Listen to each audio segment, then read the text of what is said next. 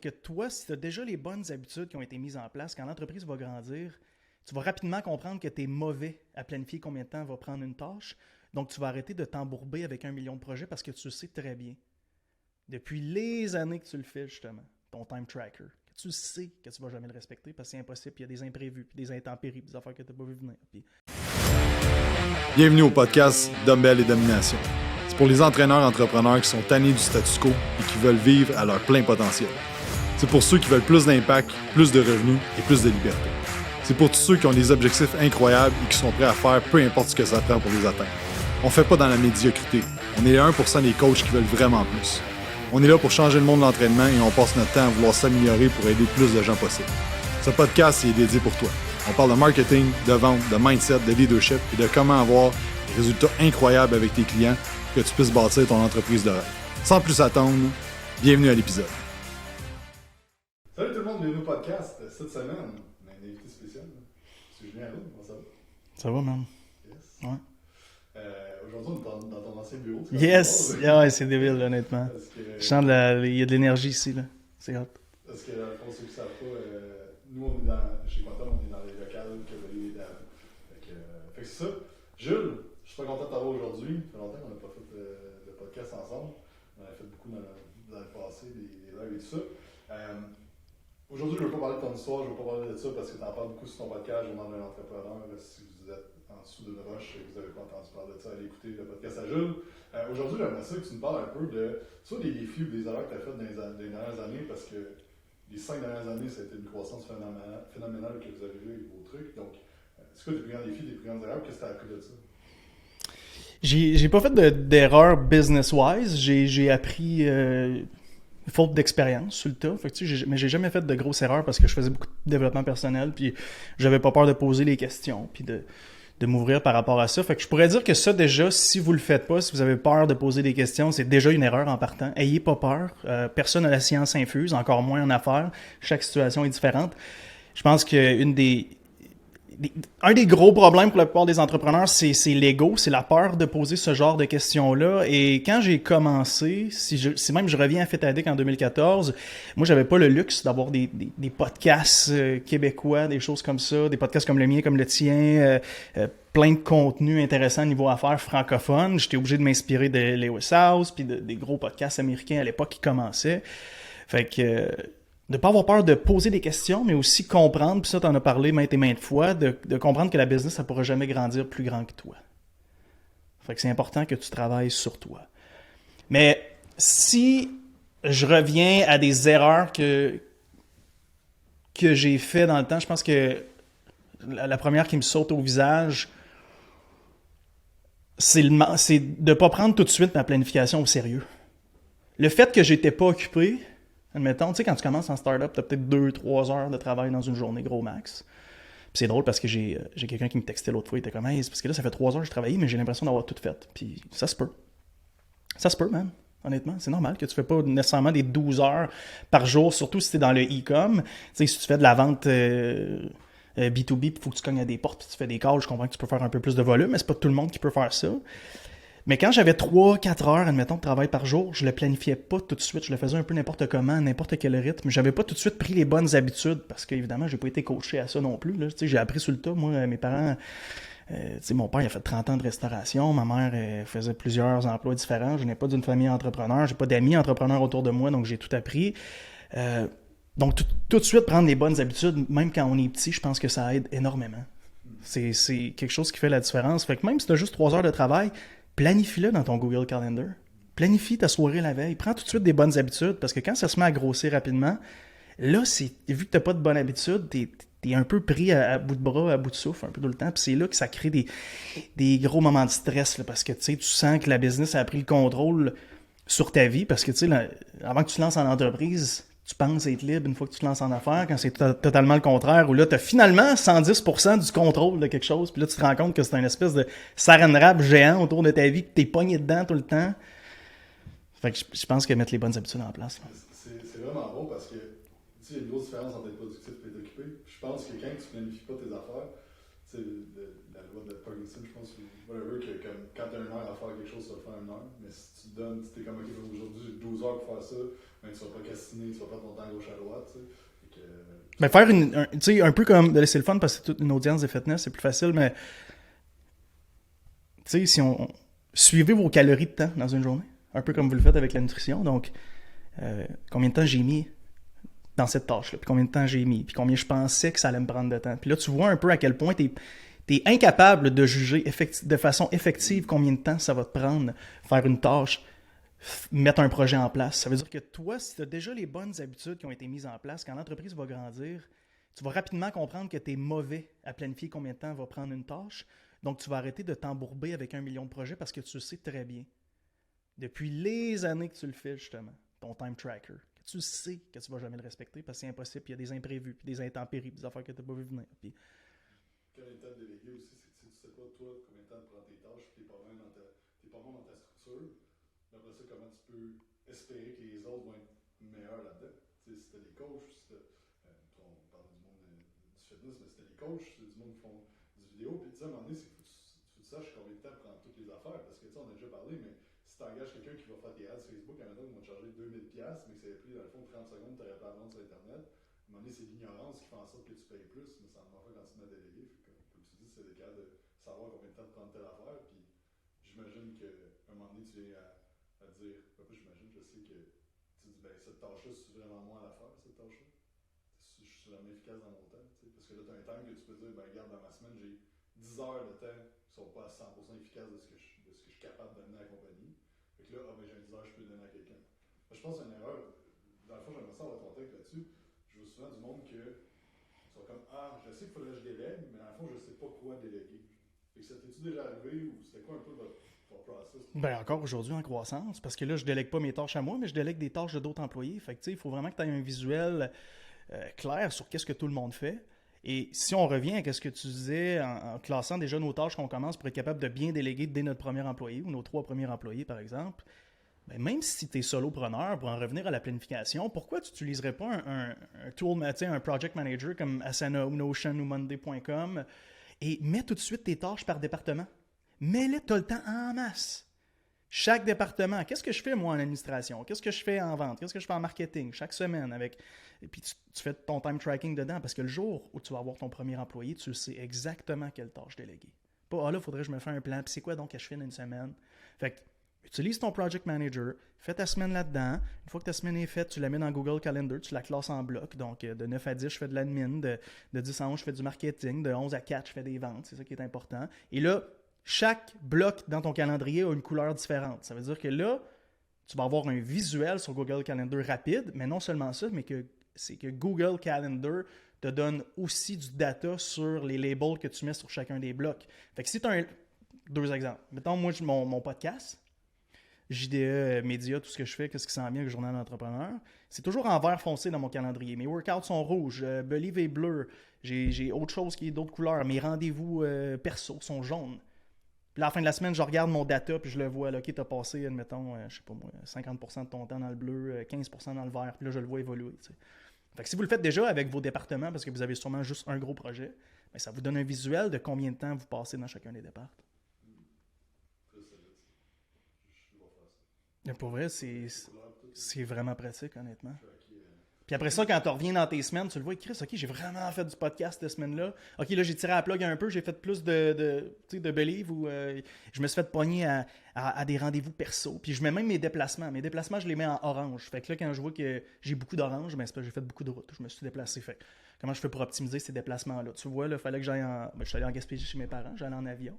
Ça faisait bien, mais mon avion partait de Québec. Fait qu'il fallait que je descende à Québec. Mais je voulais pas couper ma semaine de travail parce que je voulais être sûr de profiter le plus possible avec mes parents. Donc, au lieu de descendre en auto, même si j'ai un Porsche Cayenne qui dort dans le parking à une couple de 1000 par mois, je me suis acheté un billet de bus, j'ai pris un Uber chez nous, je suis allé au centre-ville, j'ai pris mon bus jusqu'à Québec. Mon chum est venu me chercher, j'ai dormi là, puis le lendemain, je suis parti. Pourquoi? Parce que j'ai fait 3 heures d'admin en descendant. Fait que d'être aussi capable tu sais, une fois que ton horaire va être bondé, puis là, tu as l'impression que tu n'as plus de temps de rien faire, comment je fais pour optimiser?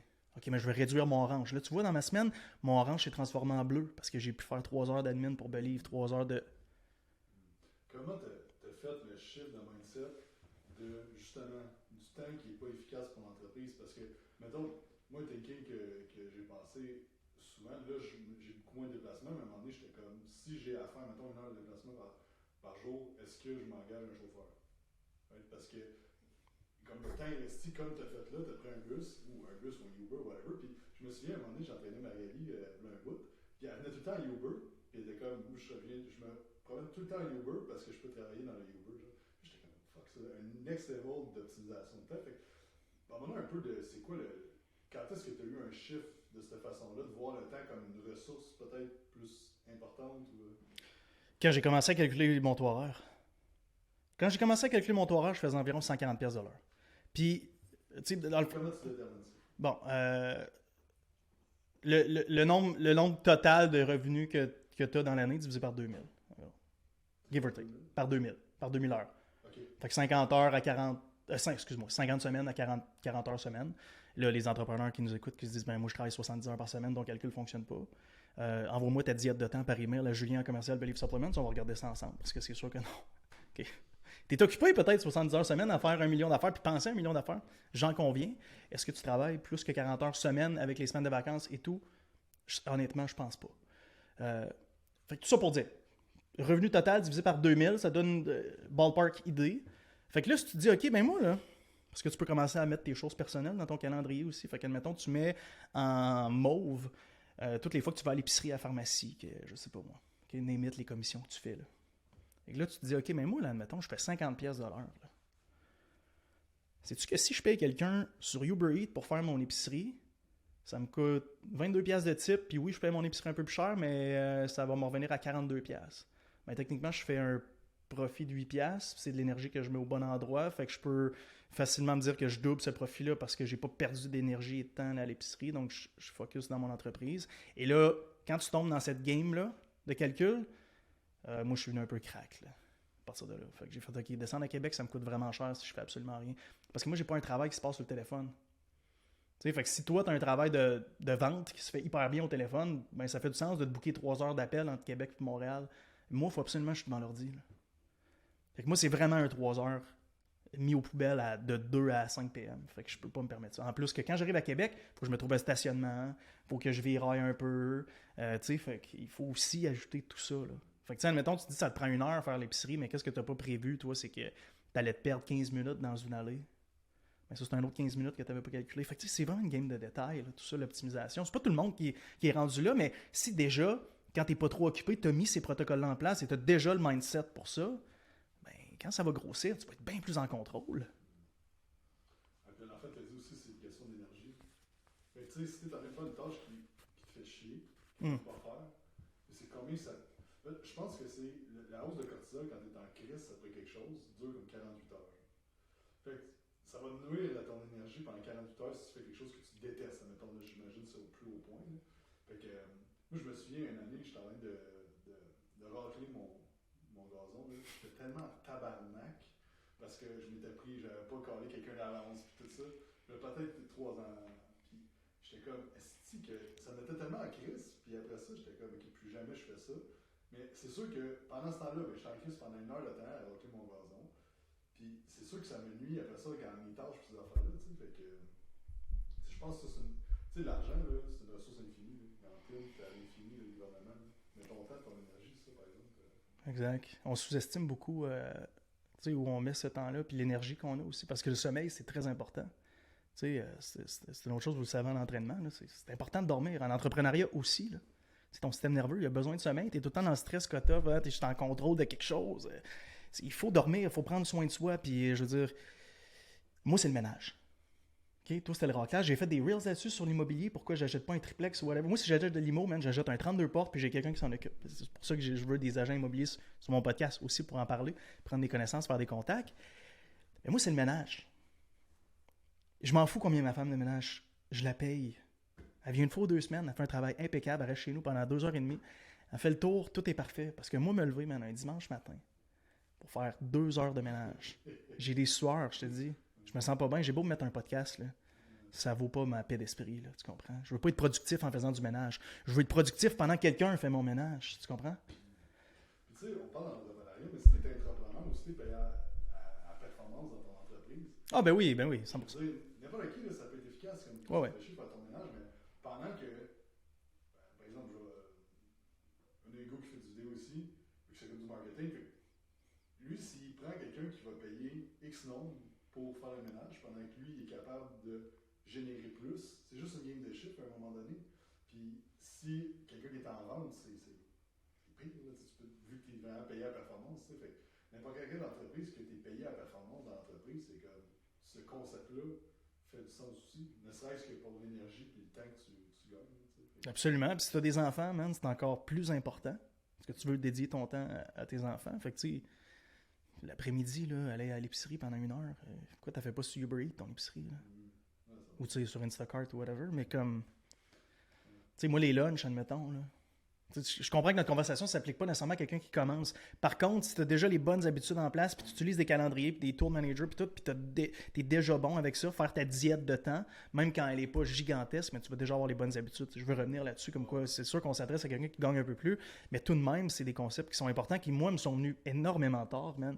Puis j'étais à bout de souffle, puis je courais après mon temps, puis, tu sais, j'ai été à bout de souffle longtemps, là.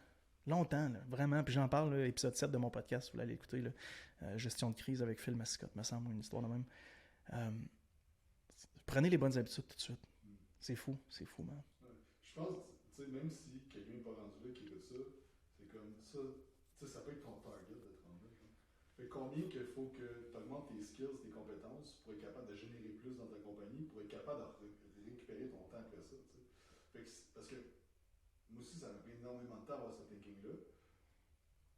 Mais l'affaire, c'est parce que je savais, tu sais, c'est quoi tu sais, tu sais pas que ça existe, fait que tu te poses pas la question. Tu sais, fait que si tu écoutes ça présentement, puis tu te dis, ben, comme, hey, ça fait du sens pour moi. Présentement, écoute, je gagne, je sais pas, moi, de la compagnie, elle fait 40 000 par année, c'est peut-être pas le bon moment de commencer à faire ça.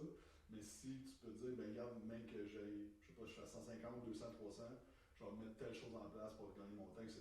Tu sais, c'est juste d'avoir comme le stretch, son mindset un peu face au temps. Là, tu sais, que c'est de l'incompétence consciente. Tu sais, on dit qu'en affaires, c'est le niveau 2 d'apprentissage. J'ai fait un podcast justement il n'y a pas longtemps là-dessus, les 4 phases de compétences. Ce que tu parlais tantôt, c'était l'incompétence inconsciente, où là, tu sais même pas que ça existe, donc tu te poses pas la question. Essayer, tu sais, on pourrait dire aussi ça, que c'est important d'être un généraliste dans l'entreprise, d'être dans ce processus-là d'incompétence consciente dans tous les départements. Donc, si vous avez énormément de temps en ce moment et que vous ne le passez pas dans l'action parce que vous êtes en start-up et vous avez 3-4 heures de job réalistiquement par jour, ben bouquez-vous un 4-5 heures d'apprentissage par jour. Remplissez-le. Faites-vous un bloc d'apprentissage. C'est un bloc qui va être payant, ça, à long terme. Comptabilité, design, édit de vidéos et tout. Vous allez sauver des sous, vous allez apprendre des choses. Tu sais, c'est calique, il faut être affamé d'apprentissage. Pour en revenir à Uber Eats, hier, c'était la Saint-Valentin, on était le 14. L'année passée, j'étais en retard, évidemment, pour la Saint-Valentin, comme à peu près 90% des gars, I guess. Et je sors du bureau à 4 heures, je dis, faut que j'achète des fleurs à ma blonde, c'est pas de bon sens. Là, je m'en vais au fleuriste. On est environ 50 comme moi là, qui arrivent en même temps. Là. Il y avait un line-up dehors, j'ai resté 1h30 en attente, à taper des doigts de même, à faire comme tabarnak, ça n'a pas de bon sens. Man. Fait que cette année, à 7h30 du matin, je me suis booké une commande de fleurs sur Uber Eats qui est arrivée entre 2 et 4h PM. Fait que c'est aussi d'apprendre de ces moments-là, tu sais. Ma blonde avait les fleurs, la première chose qu'elle m'a demandé, c'est « T'es pas allé chercher? » J'ai dit « Non. » T'es pas commandé sur Uber Eats? J'ai dit « Ouais, ça se peut. » Mais c'est Uber Everything maintenant. Mais donc c'est ça, tu sais, je veux dire, si vous manquez de job, apprenez des choses. Il n'y a pas tu sais, je veux dire, l'histoire du succès et c'est pas vrai qu'on s'assoit, là, OK, moi j'ai fini ma journée, ben à 2h PM, je me pars une série sur Netflix. Tu n'auras pas de succès comme ça. Là. Du moins pas au meilleur de mes connaissances. Ou tout dépendant, bien sûr, de ta définition du succès. Peut-être que si ta définition, c'est faire 70-80 000 par année, tu vas réussir. Mais si tu vas accomplir de grandes choses puis avoir beaucoup d'impact, tu dois en être assoiffé, là, obsédé. Je pense que, je sais pas ce que tu en penses, mais parce que le temps qu'on a eu en début d'année ensemble, c'est que tu disais cette année, tu voulais prendre beaucoup plus de temps pour toi. Ouais. Mais l'affaire, c'est que, OK, j'essaie de formuler comme faut ma question, mais à quel moment tu t'es dit, genre, comme, OK, là, je peux slacker un peu à pédale puis prendre plus de temps pour moi, ou en fait, je dois prendre plus de temps pour moi pour que ça aille plus vite? Moi, j'ai beaucoup été dans... tu sais, moi, mon driving force, c'est la peur. Je fuis constamment quelque chose. Fait que j'ai beaucoup longtemps, moi, fui la peur de la pauvreté et tout, puis du manque matériel. Puis vous pouvez aller lire mon histoire si vous voulez. Là, vous allez avoir plus de contexte. julienroune.com sur le podcast. Longtemps, j'ai été là-dedans, puis c'est un bon driver, la peur. C'est un bon driver. Mais je me suis rendu compte que c'est dur de vivre une vie épanouie et d'avoir peur constamment en même temps et de se servir de ce driving force-là pendant... Je suis rendu à presque 6 ans et demi. Là, je suis à 6 ans et demi dans Believe. Ajoute à ça mes 2 ans avant avec Fit Addict. Ça fait 8 ans et demi là, que j'ai le gaz au fond, puis le stress, puis la peur, puis le ci, puis le ça. Puis cette année, je me suis dit, sais-tu quoi, là, ce serait temps que je change mon mindset, puis que je me tourne à aller vers quelque chose, donc être plus épanoui, puis continuer de travailler fort, puis les résultats seront un effet secondaire, puis mettre des efforts aux bonnes places. J'ai pas slacké plus dans Believe, j'ai juste changé mon mindset. Maintenant, je suis passé de j'ai peur de manquer, j'ai peur qu'on slack le gaz, que plus on se gâte, puis si je vais jouer au hockey le vendredi midi, c'est parce que je suis pas assez affamé, puis c'est fini ce temps-là. Tu comprends? Parce que, anyway, man, je travaille constamment à l'extérieur de ça. T'sais. Si je suis pas en podcast, je suis dans Believe. Je suis pas dans Believe, je suis dans P1. Si je suis au gym. Sinon, tu comprends? Fait que le vendredi midi, je joue au hockey. Le lundi midi, je joue au hockey. Le samedi matin, je joue au basket. Puis j'ai plus d'énergie qu'avant. Je suis mieux qu'avant. Je me sens mieux. Exact. Fait que ça a été juste un switch à mindset. La seule affaire, c'est que ton énergie, c'est l'affaire la plus importante. T'sais. Fait que si, pour toi, t'es... tu sais, moi, je sais que je peux pas travailler 7 jours sur 7 parce que c'est juste ma productivité à part de 100%, puis après 4 semaines, je suis rendu à 50%. Fait que dans le fond, c'est quoi qui est plus... C'est quoi qui est mieux pour moi, ben, c'est de prendre du temps off, complètement off. T'sais.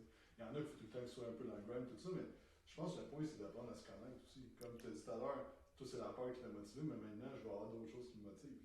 Tu as fait des réalisations avec le temps, puis je pense que chaque personne doit se demander comme qu'est-ce qui fait en sorte que j'ai soif de grandir puis d'avoir du succès dans ce que je veux faire. Puis après ça, moi, mon énergie, tu sais, d'être self-aware, comme, moi, c'est quoi qui me remplit d'énergie, tu sais, qui m'aide à me dépasser, qui m'aide à être performant dans ma job, tu sais. Parce que ça donne rien de travailler 80 heures par semaine si, dans le fond, tu accomplis moins que si tu en travaillais 20 ou 30. Ouais, puis c'est stressant, puis c'est moins de sommeil. Puis quand on tombe dans ce gros grind-là, je dis on, c'est je, puis peut-être que tu vas te reconnaître là-dedans. Moi, j'avais oublié un peu, j'étais détaché de l'enfant que j'étais. Hein? Qu'est-ce qui me passionnait, moi, quand j'étais enfant? Ben, c'est simple. C'est le sport puis les jeux vidéo. Tu sais, tu pouvais me mettre 3 cours de français dans la journée. Moi, si je commençais ma journée en éducation physique, ma journée était un succès. Là. J'avais du fun. J'avais hâte d'aller à l'école. Fait que pourquoi, moi, à 32 ans aujourd'hui, j'ai pas le même feeling quand je me lève le lundi matin? Pourquoi je suis obligé de faire « OK, lundi, c'est ma plus grosse journée. » Puis tu comprends? Je l'ai fait pendant 6 ans et demi, là, plus que ça. Ben, lundi midi, là, je joue au hockey, puis je me lève à 6h30, je fais mes affaires, puis après ça, le soir, ben, je finis plus tard. Mais reconnectons avec l'enfant qu'on était qui aime jouer. Pourquoi on devrait arrêter de jouer? T'sais? Puis ça, on le voit d'une façon, c'est vraiment bon ça, puis je sais qu'il va falloir wrap up bientôt. Mais ça, ce point-là, c'est comme si tu nourris ton bien-être, tu vas tellement être plus productif. Puis je pense, je sais pas si ça t'est déjà arrivé, mais moi, à un moment donné, j'avais du ressentiment contre la compagnie. Genre. Mais j'étais comme, qu'est-ce que je voulais être libre, je voulais faire plus d'affaires, mais dans le fond, c'était tout moi qui me mettait cette pression-là d'être comme 12 heures par jour fucking intense. T'sais. Fait que je pense, puis au début, je pense qu'il faut le faire, là, jusqu'à un certain point. Absolument, c'est sûr. Plus vite qu'on est capable de switcher à. Tu sais, de quoi que j'ai gros switché dans les dernières années, c'est comme. C'est beau le hardest worker in the room, mais c'est comme, ok, comment je peux devenir le smartest worker in the room? Genre. C'est pas vrai que Bezos ou Elon Musk travaillent. C'est pas parce qu'ils travaillent plus d'heures qu'ils réussissent plus. C'est parce qu'ils sont plus smart dans leur move. Moi, je respecte la personne qui a le plus de résultats. Là. Exact. Pas la personne qui travaille le plus. Hein. Je suis rendu au point où je la trouve pratiquement stupide, en fait. Là. Si jamais c'est pas optimisé, puis t'es malheureux, puis t'es à bout de souffle tout le temps. Man. Moi, je veux dire, j'ai eu... je le raconte dans mon histoire, là, on le voit, là, j'ai mis des images, puis des moments, puis j'ai eu une espèce de période noire où je voulais même pas rentrer à mon propre bureau, à ma propre compagnie. Tu sais. C'est épouvantable là, comme endroit là, de descendre Blainville-Montréal, puis de te mettre à pleurer de fatigue dans le char, puis tu sais même pas pourquoi. Là, je pense que ça t'est déjà arrivé aussi. Que tu te mets à pleurer, tu sais même pas pourquoi. Tellement t'as frappé le fond, là, tu sais. Fait que c'est ça, man. Bon, on pourrait continuer ça pendant les C'est sûr, mais faut que j'aille. Ouais. Jules, tu présentes ta Yes! cette année. De quoi tu vas parler? Je ne vais pas tout révéler. Ceux qui ont vu l'an passé auront une version 2.0 de ça. Je vais ajouter des points, puis structurer ça à travers mes messages les plus importants, parce que je m'adresse à plusieurs personnes en même temps, fait que je ne veux pas y aller spécifiquement dans un créneau particulier. Je veux être sûr que tu fasses 5 000 $ par mois ou que tu en gagnes 150 000 par mois, que tu sortes de là avec la même value. Fait que c'est là-dessus que je travaille. Ouais, ça, on est super avec nous autres, dîner pour les membres VIP aussi. Fait que Ouais. je pense que ça va être une bonne opportunité aussi d'échanger avec toi puis de parler avec toi. Donc, on va wrap it up, c'est un meeting. Merci d'avoir écouté, j'espère que vous avez apprécié. Allez suivre Julien Haroun sur Instagram, Journal d'un entrepreneur. Et on se dit à la semaine prochaine.